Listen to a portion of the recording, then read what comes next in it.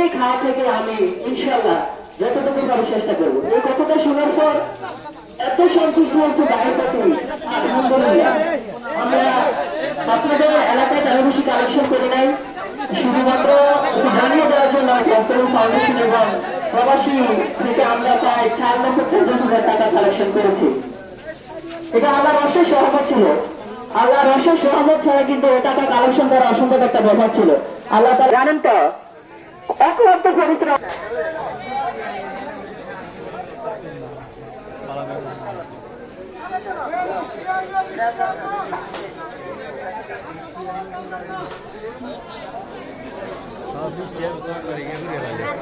আমরা সকলেই কাতারগুলো সোজা করে নেই।